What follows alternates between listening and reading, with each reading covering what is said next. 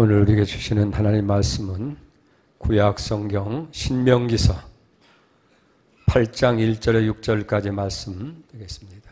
구약 성경 274쪽입니다. 신명기 8장 1절 말씀부터 받들어 봉독해 올리겠습니다. 내가 오늘 명하는 모든 명령을 너희는 지켜 행하라. 그리하면 너희가 살고 번성하고 여호와가 너희 조상들에게 맹세하신 땅에 들어가서 그것들을 차지하리라. 네 하나님 여호와께서 이 40년 동안에 네게 광야 길을 걷게 하신 것을 기억하라. 이는 너를 낮추시며 너를 시험하사 내 마음이 어떠한지 그 명령을 지키는지 지키지 않는지 알려 하심이라.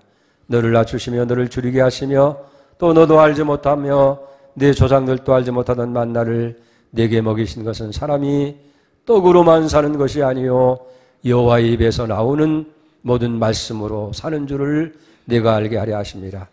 이 40년 동안에 내 의복이 휘어지지 아니했고 내 발이 부르트지 아니하였느니라.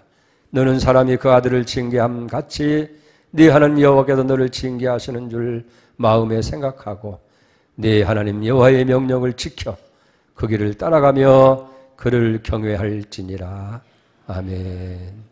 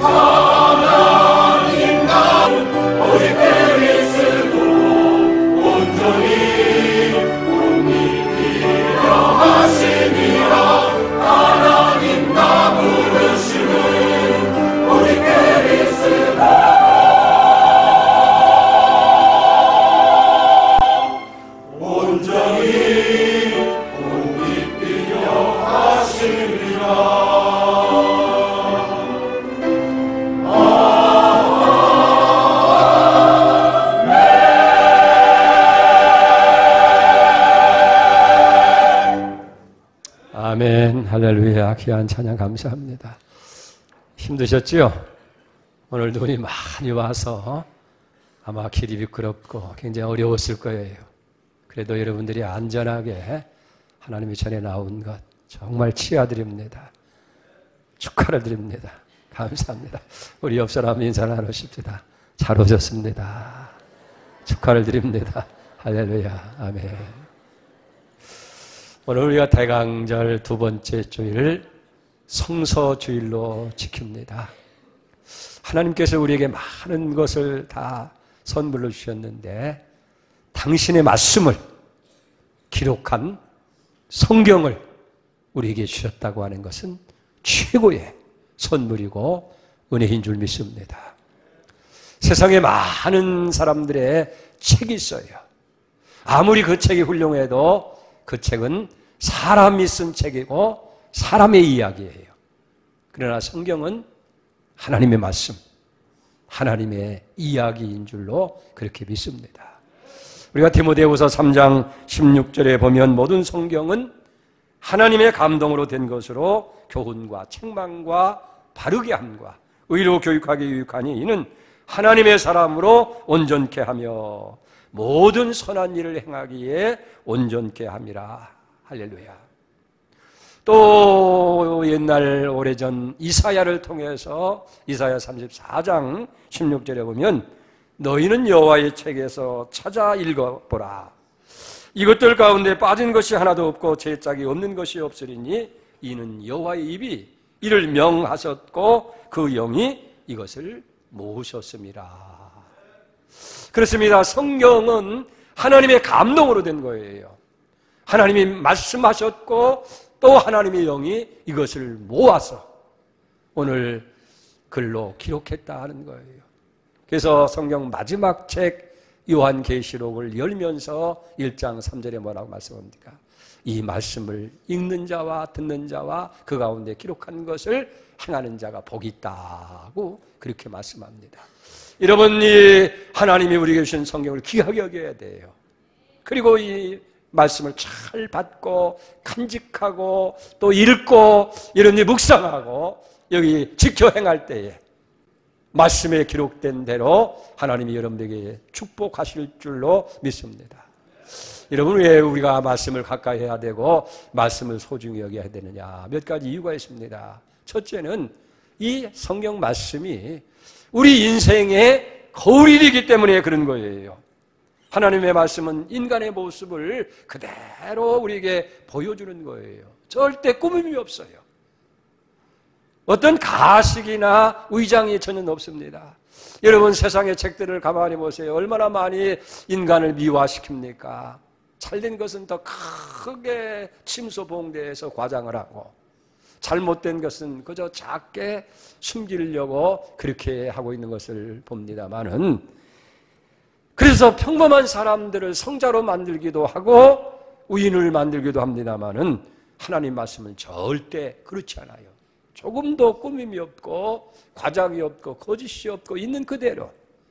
그래서 우리의 믿음의 조상 아브라함을 기록할 때에도 자기 아내를 누이로 속여서 치부하는 부끄러운 모습도 그대로 보여주고, 위대한 왕이고 성군이었던 다윗의 생애를 기록할 때에도 남의 아내를 통간하고 임신하게 되니까 그걸 은폐하고 그걸 숨기기 위해서 충실한 부하 우리야 장군을 교묘한 방법으로 살해하는 그런 이야기까지 다 기록하고 있습니다. 예수님께 있어서 수제자 베드로 얼마나 귀한 사람입니까?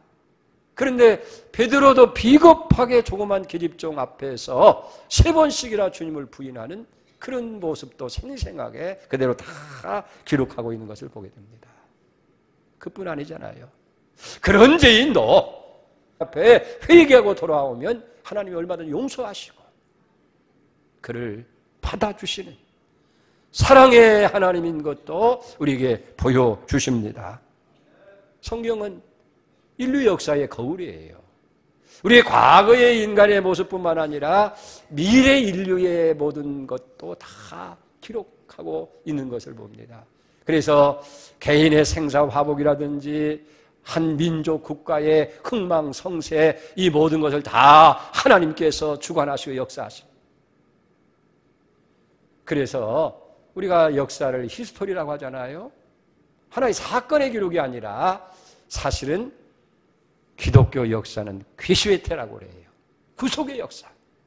하나님이 인간을 구속하시기 위해서 민족을 쓰시기도 하고 사람을 쓰시기도 하고 위대한 일을 이루시는, 그래서 잘되게도 하고 잘못된 건 망하게도 하고 인간의 모든 생사화복 흥망성쇠가 다 성경을 통해서 우리에게 보여주는 줄 믿습니다.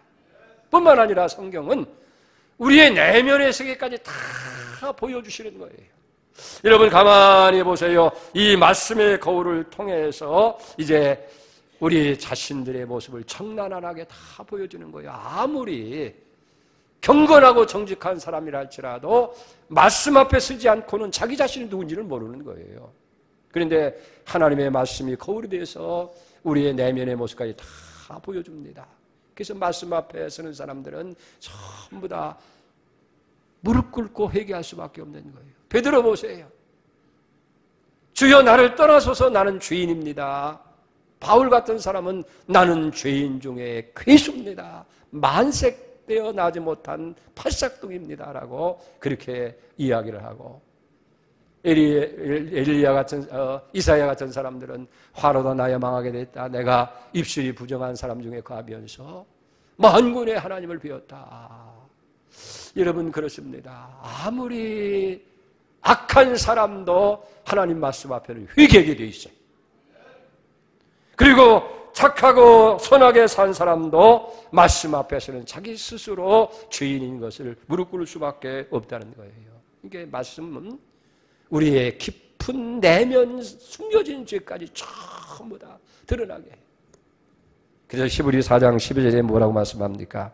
하나님 말씀은 살아있고 활동력이 있어서 좌우의 낯선 어떤 검보다 예리해서 혼과 영과 및 관절과 골수를 찔러 쪼개기까지 하며 또 마음의 생각과 뜻을 감찰하노니 지으신 것이 하나도 그 앞에 나타나지 않음이 없고 우리의 결산 받으시리의 눈앞에 만물이 벌거벗은 것 같이 드러나느니라.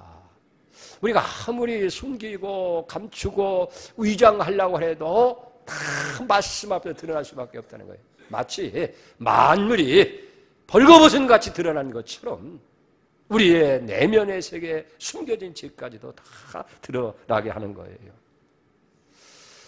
뿐만 아니라 죄인된 우리 인간의 운명이 무엇인지도 보여주는 거예요. 우리는 다 하나님 앞에서 죄값으로 죽임을 당할 수밖에 없는 사람이라는 거예요. 로마서 6장 23절에 보니까 죄의 삭은 사망이요 그랬어요.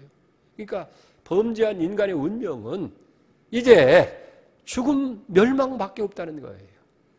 히브리서 9장 27절에도 뭐라고 말씀합니까? 한 번 죽는 것은 사람에게 정한 것이요 그 후에는 심판이 있으리니 그랬어요.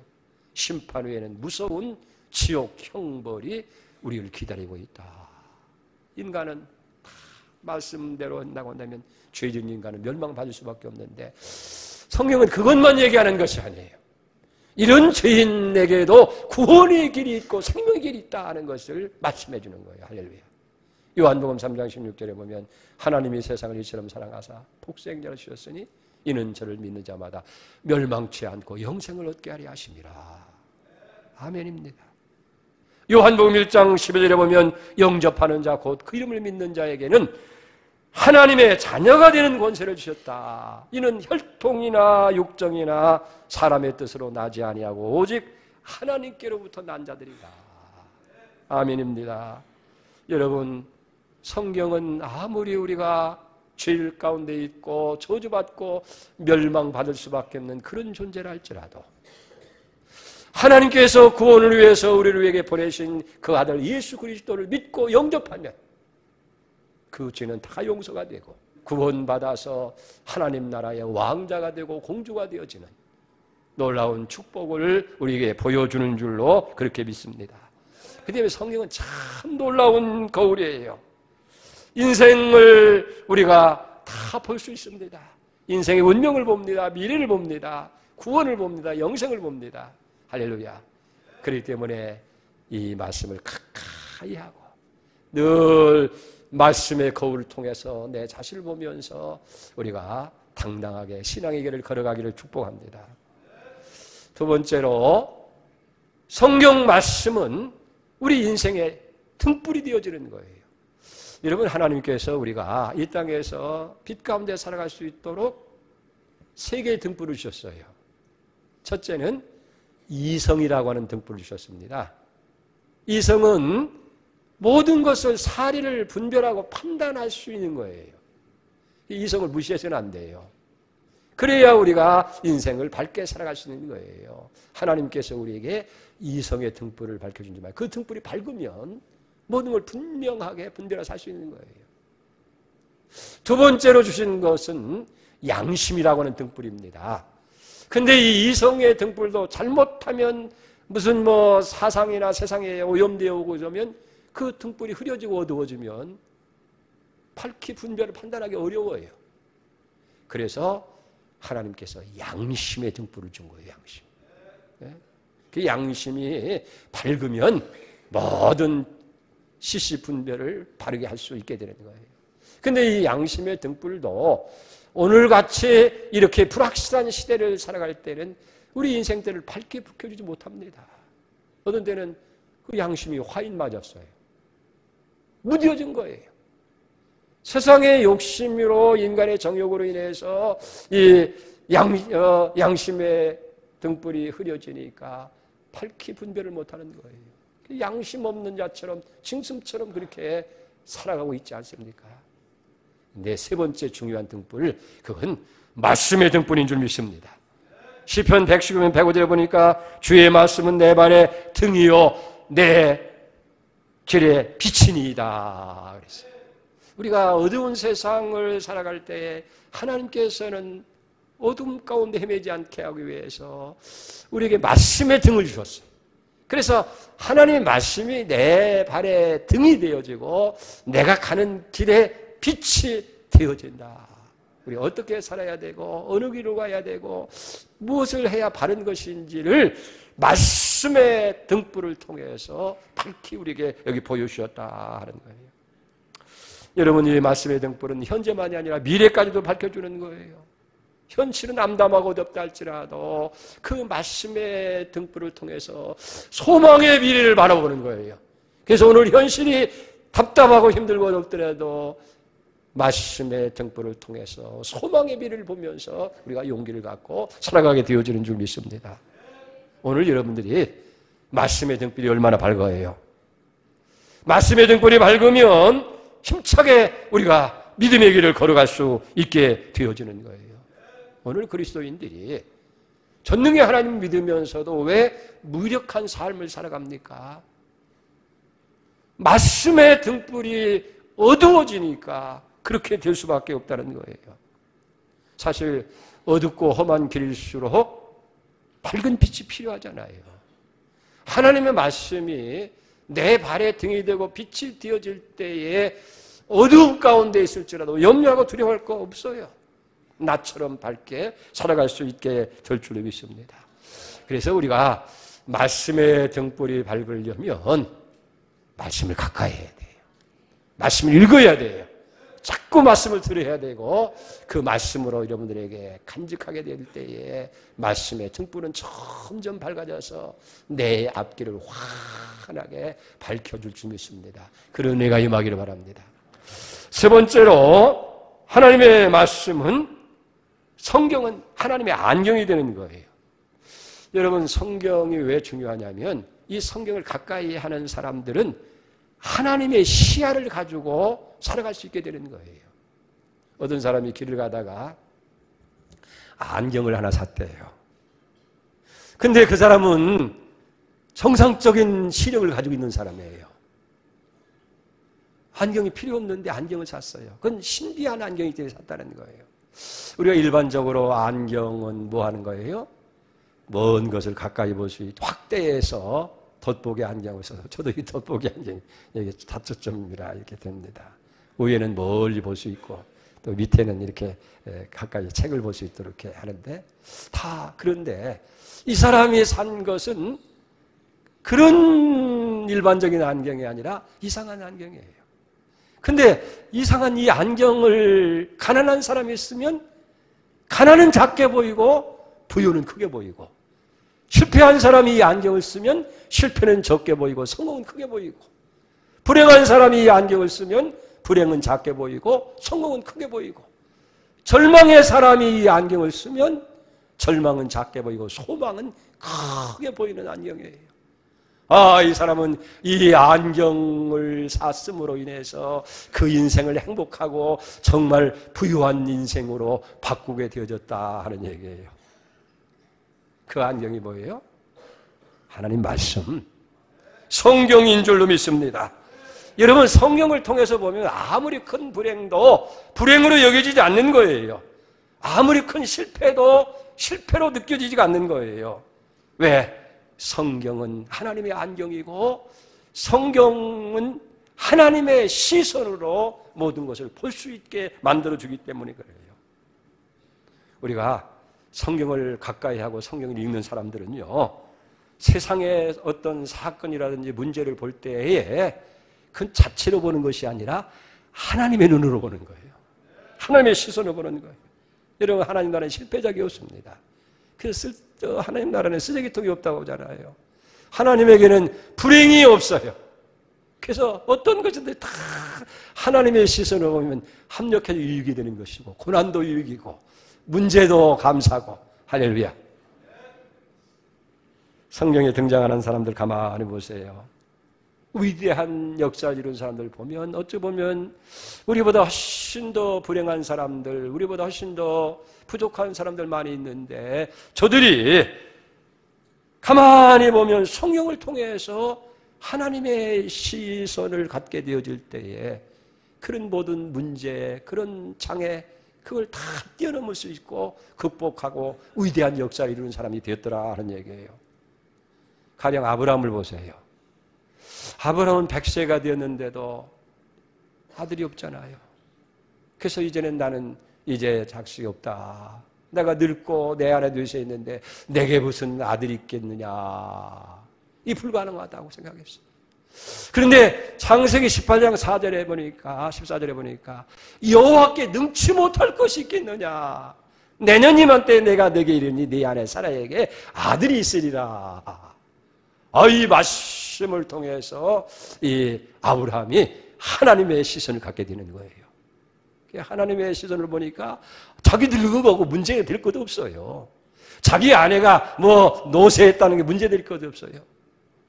하나님은 전능하신 분이니까 하나님께 능치 못할 것이 있겠느냐. 100세에 아들을 얻는 거예요.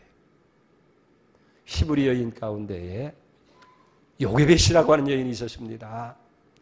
10달 산고 끝에 나가보니까 아들을 낳았어요. 아주 준수하게 잘생겼어요.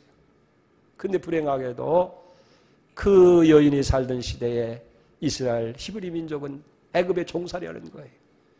애굽 왕 바로가 히브리 사람이 아들을 낳으면 전부 다 저 강에 갔다가 하수에다가 전부 죽이라고 그랬어요. 그런데 히브리서 13장 23절에 보니까 믿음으로 모세가 태어났을 때에 그 부모가 아름다운 아임을 알고 석 달 동안 숨겨 임금의 명령을 무서워하지 않았더라. 하나님이 이렇게 시선을 보니까 왕의 명령도 문제가 될 거 없어요. 왜? 하나님이 준수한 아들을 주었는데, 생명을 주신 목적이 있는데, 그래서 하나님의 뜻을 붙들고 이 아이를 키우잖아요. 나중에 그 아이가 자라서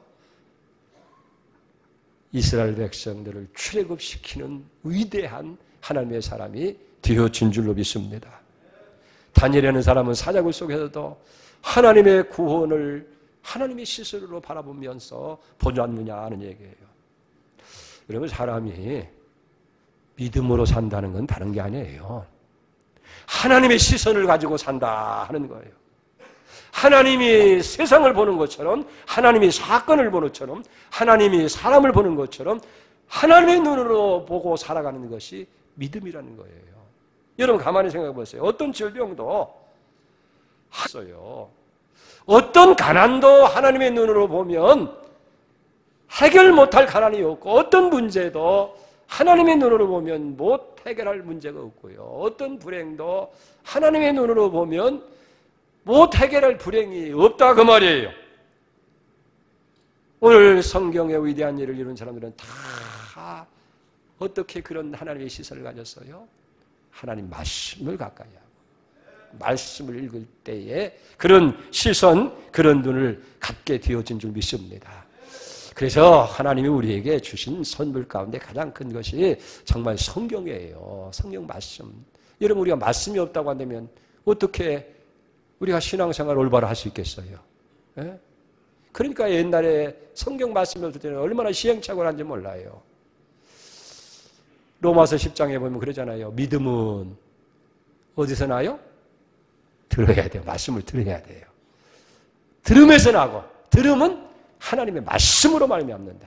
그래서 말씀을 자꾸 들어야 되고 읽어야 되고 말씀을 받아들일 때 우리 믿음이 점점 커지는 거예요. 그래서 말씀이 우리의 거울이 되고 말씀이 우리의 등불이 되어지고 말씀이 우리의 안경이 되어져서 우리가 말씀대로 살아가는 거예요. 그런데 저 중요한 것은 아무리 이렇게 좋은 것이라 할지라도 그런 속담이 있잖아요. 구슬이 서말이라도 꾀야 보배가 되는 것처럼 말씀이 안경이 되고 거울이 되어지고 뭐 등불이 된다 할지라도 그것이 우리에게 유익되기 위해서는 어떻게 돼요? 말씀대로 살아야 돼요. 그래서 오늘 여기 본문 8장 2절 3절에 뭐라고 말씀합니까? 네 하나님 여호와께서 이 40년 동안에 네게 광야의 길을 걷게 하신 것을 기억하라. 이는 너를 낮추며 너를 시험하사 네 마음이 어떠한지 그 명령을 지키는지 안 지키는지 알게 하심이라. 너를 낮추시며 너를 줄이게 하시며 또 너를 알지 못하며 너 조상들도 알지 못하는 만나를 내게 먹이신 것은 그 다음에 중에 뭐라고 그랬어요? 사람이 떡으로만 사는 것이 아니요. 그 다음에 뭐라고 그랬어요? 여호와의 입에서 나오는 모든 말씀으로 사는 줄을 네가 알게 하려 함이라. 사람이 떡으로 사는 게 아니라는 거예요. 이스라엘 백성들 왜 광야 생활, 그 고생스러운 광야 생활 40년 동안을 헤매게 했느냐는 거예요. 첫째는 그런 중에도 하나님 말씀을 지키는지 안 지키는지, 하나님 말씀대로 사는 훈련을 시키기 위해서 그렇게 한 거라는 거예요. 두 번째는 뭐예요? 사람이 떡으로 사는 것이 아니라 말씀으로 사는 것을 너로 하여금 알게 하기 위해서 그렇게 했다는 거예요. 예수님도 40일 금식하고 얼마나 배고팠어요. 그때 마귀가 와서 시험하잖아요. 네가 만일 하나님의 아들이면 여기 있는 돌을 명해서 떡덩이가 되어 배부르게 해라. 그랬더니 예수님 뭐라고 말씀합니까? 보세요. 예수님이 기록하였으되 그랬어요. 기록하였으되. 사람이 떡으로만 사는 것이 아니라 여호와 입에서 나오는 말씀으로 사는 것이다. 예수님이 물질을, 떡을 경시해서가 아니에요. 사람은 떡이 있어야 육체는 살게 돼 있는 거예요. 그런데 언제나 사람이 관심이 거기만 두고 있다는 거예요. 이스라엘 백성들 보세요. 애굽에서 나올 때 무슨 큰 물질을 가고 나왔습니까? 많이 가지고 나왔어야 열흘, 한 달치. 근데 40년 동안 농사하지 아니하고 40년 동안 무슨 생산원이 없는데 어떻게 살았어요? 굶어 죽은 사람이 하나도 없어요. 죄를 짓고 잘못해서 죽은 경우는 있지만은 굶어 죽은 사람은 하나도 없다. 의복이 헤어지지 아니하고 발이 부르뜨지 아니하고 굶어 죽은 사람이 하나도 없어요. 왜? 말씀대로 순종할 때 그런 거예요. 아침 일찍 일어나서 가서 만나를 구해라. 근데 게을러 터진 사람은 그것도 말씀을 순종하냐고. 늦게도 있겠지. 해가 떠지면 다 사라지고. 네? 한 번에 그저 여러 날 거 다 가져오자 해가지고 열흘치를 가져오고 오늘 먹고 남겨두고 엿새 동안 늦잠 자도 좋겠다. 그랬더니 다음날 아침 보니까 다 벌레가 나서 못 쓰게 된 거. 할렐루야. 그게 말씀대로 순종. 아브라함이 보세요. 말씀대로 순종해 가니까 거기 물질이 있고 축복이 있는 거예요. 롯은 물질 따라 가다가 결국은 소돔과 고모라가 유황불로 멸망할 때 다 멸망하고 그게 아까워가지고 하나님 말씀이 절대 뒤돌아보라고 말았는데 아까워 뒤돌아보다가 소금 기둥이 돼서 오늘날도 뭐라고 그래요? 롯의 철을 기억하라. 여러분, 말씀대로 순종할 때 이 복이 임하게 됐다고 말이에요. 그래서 말씀하는 것대로 이 말씀을 읽는 자와 그 가운데 기록한 것을 지키는 자가 복이 있다. 때가 악하다 하는 거예요. 오늘 1절에도 뭐라고 말씀합니까? 내가 오늘 명하는 모든 명령을 너희가 지켜 행하라. 그리하면 어떻게 한다고 그랬어요? 그러면 산다는 거예요. 그러면 번성해진다는 거예요. 그렇게 하면 내 조상들에게 약속한 땅에 들어가서 그 모든 걸 다 차지하게 될 것이라는 거예요. 6절에도 그럽니다. 네 하나님 여호와의 명령을 지켜 그 길을 따라가며 그를 경외할지라. 그러면 7절에 보면 뭐라고 말씀합니까? 네 하나님 여호와가 너를 아름다운 땅에 이르게 하시겠다. 거기는 산이든지 골짜기든지 분천과 샘이 흐르게 되어지고 밀과 보리의 소산지가 되고 포도나무와 무화과와 석류와 감람나무와 꿀의 소산지라. 내가 먹는 것에 모자람이 없겠고 아무 부족함이 없는 땅이고 그 땅은 철이요 산에서는 동굴 캘 것이라. 내가 먹어서 배불리고 네 하나님 여호와로 옥토를 주셨음을 인하여 하나님을 찬양하게 되리라. 우리가 말씀을 순종하면 살아요. 말씀을 순종하면 번성해요. 말씀을 순종하면 약속한 걸 다 얻게 된다고 말해요. 지켜 행하면 하나님이 우리를 아름다운 땅으로 인도한다는 거예요. 말씀이.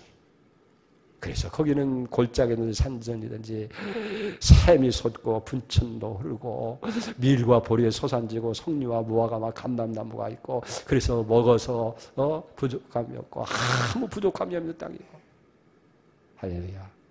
그런 축복이 우리에게 임할 줄 믿습니다. 오늘 성서주일은 하나님께서 우리에게 주신 건 얼마나 감사한지 몰라요. 이 성경 과거에는 보고 싶어도 볼 수가 없었어요. 우리가 글자가 활새소리에 발견되고 이렇게 해가지고 오늘 쉽게 가까이 성경할 수 있는데도 얼마나 이걸 안 하는 게 안타까워요. 성경이 인생의 거울입니다. 성경이 인생의 등불입니다. 성경이 하나님의 시야를 갖게 하는 거예요. 이 말씀 순종할 때 아름다운 땅에 이르게 하소서. 이 복을 누리게 할 줄 믿습니다. 오늘 이 은혜가 여러분들 있기를 주의 이름으로 축복합니다. 기도하겠습니다. 하나님 아버지 감사합니다. 오늘 성서주일을 하면서 하나님께서 우리에게 성경 말씀을 주신 거 얼마나 감사합니까? 이 말씀 때문에 우리가 믿음이 생기고 이 말씀을 통해서 내가 주인인 것을 알게 되고 인류의 운명을 알게 되고 예수 믿으면 구원받고 영생 얻고 하늘의 축복을 누릴 것을 우리가 알아서 이제는 믿음 가운데 있게 하시고 구원받아 자녀된 것 감사합니다. 주여 이 말씀을 듣는 자와 읽는 자와 그 가운데 기록한 대로 지켜 행하는 자가 복이 있다고 말씀했습니다. 말씀을 지켜 행할 때 살고 번성하고 약속한 모든 걸 얻고 아름다운 땅에 이르게 하는 하나님의 은혜가 임하는 것을 알고 이제는 말씀을 가까이 하게 하시고 이 말씀을 읽게 하시고 이 말씀대로 순종해 사는 은혜가 있게 해 주시옵소서. 예수님의 이름으로 감사하며 기도 올려옵나이다. 아멘.